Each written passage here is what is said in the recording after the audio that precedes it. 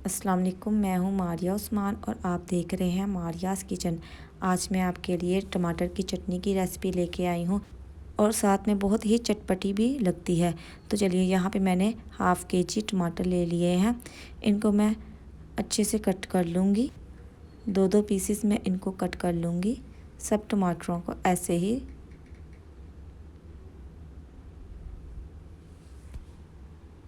ये चटनी बहुत ही मज़े की बनके तैयार होती है, बच्चों को बहुत ही पसंद आती है। हमारे घर तो सभी बहुत शौक़ से खाते हैं, बच्चे और बड़े। मेरे बच्चे तो अपनी पसंद से बनवाते हैं मुझसे कह कह के चटनी के, मामा ये चटनी बना। आज मैं अपने छोटे बेटे की फरमाइश पर ये चटनी बना रही हूँ। तो सभी टमाटरों को मैंने अच्छे से कट कर लिया था। तो यहाँ पर मैंने एक पैन ले लिया है, उसमें मैं 2 से 3 टेबल स्पून जो है इसमें मैं घी के ऐड करूँगी। और साथ ही मैंने यहाँ पे 2 से 3 कलियाँ जो है लहसुन की ले ली थी। उसको मैंने अच्छे से छोटे छोटे पीसेस में काट लिया था। इसे हम हल्का सॉफ्ट होने तक फ्राई कर लेंगे। हमने लहसुन को गोल्डन ब्राउन नहीं होने देना, हमने इसको सिर्फ हल्का सॉफ्ट होने तक ही पकाना है। जब ये हल्का सॉफ्ट हो जाए तो हम इसमें हाफ़ टी स्पून जो है ज़ीरा ऐड करेंगे। ज़ीरा ऐड करने के बाद इसे अच्छे से मिक्स कर लेंगे। जब ये अच्छे से सॉफ्ट हो जाए तो अब हम इसमें टमाटर शामिल कर लेंगे। एक एक टमाटर करके सभी टमाटरों को हम इसमें ऐड कर लेंगे। उसके बाद हम इसे ढक्कन दे के 10 से 12 मिनट के लिए हम इसे सॉफ्ट होने के लिए छोड़ देंगे। तो यहाँ पे हम जो सब्जियाँ उनको हम कट कर लेंगे।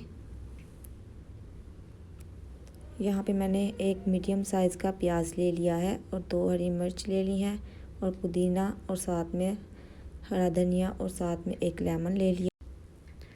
सबसे पहले हम प्याज को जो कट कर लेंगे, अच्छे से रफली चॉप कर लेंगे।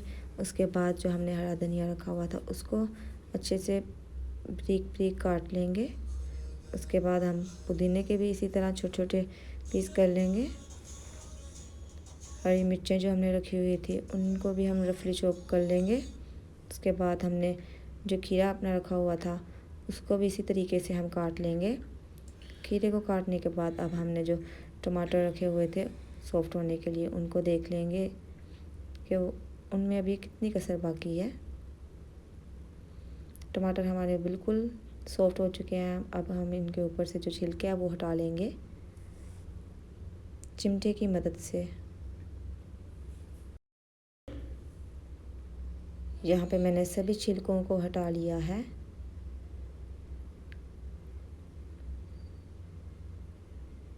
अब मैं इनको मैशर की मदद से अच्छे से मैश कर लूँगी। सभी टमाटरों को अच्छे से मैश करना है। सभी टमाटरों को अच्छे से मैश करने के बाद मैं 1-2 मिनट के लिए ढक्कन दे के और पका लूँगी। जब ये थोड़ा सा पानी ना खुश्क हो जाए, हमारा पानी अच्छे से खुश्क हो चुका है। अब हम इसे एक अलग बोल में ट्रांसफ़र कर लेंगे।